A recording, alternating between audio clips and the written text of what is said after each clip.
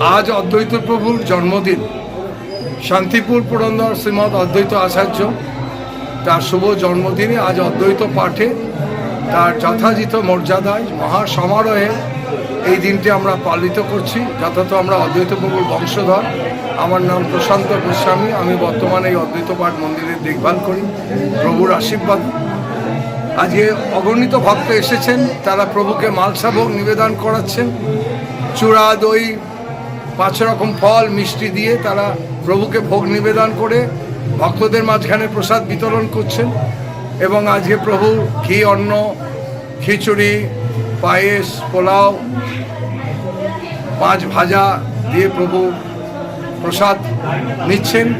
এবং আজ সকাল সকাল তার অভিষেক হয়েছে, নতুন বস্ত্র পরেছেন, নতুন শাল গায়ে দিয়েছেন, ফুলের মুকুট পরেছেন এবং গলায় ফুলের মালা পরে উনি আজকে সবাইকে দর্শন দিচ্ছেন। এবং অগণিত শান্তিপুর নয়, আজ মুর্শিদাবাদ, দিল্লি, ব্যাঙ্গালোর এরকম প্রচুর বিদেশি ভক্ত আজকে এসেছেন এই তিথিতে অদ্বৈত প্রভু অদ্বৈত সপ্তমী বলে।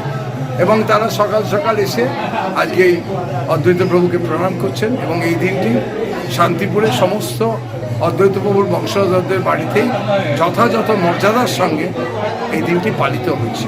এটা একটা বিশেষ দিন, কেননা আমরা বলি বৈষ্ণব চূড়ামণি শান্তিপুর পুরন্দর শ্রীমৎ অদ্বৈত আচার্য, বৈষ্ণব জগতের প্রজ্জ্বল ভাস্কর শান্তিপুর গরিমা শ্রী শ্রী বিজয় কৃষ্ণ গোস্বামী লীলাভূমি শ্রীধাম শান্তিপুর।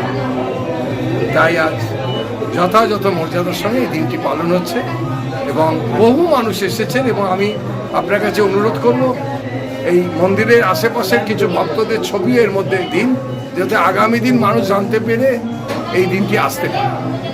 এখানে উপস্থিতি কি উপলক্ষে? অদ্বৈত পাঠ আবির্ভাব তিথি। কোথা থেকে এসছেন?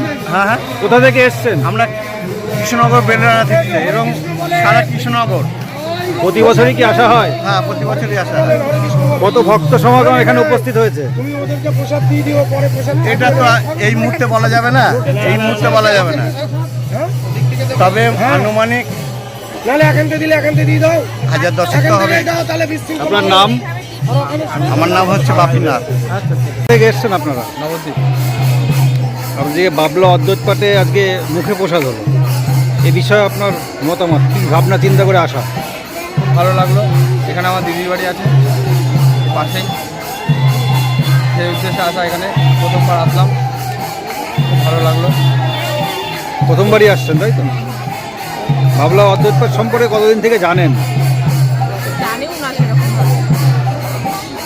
আপনার নাম? আমার নাম গৌরব দেব।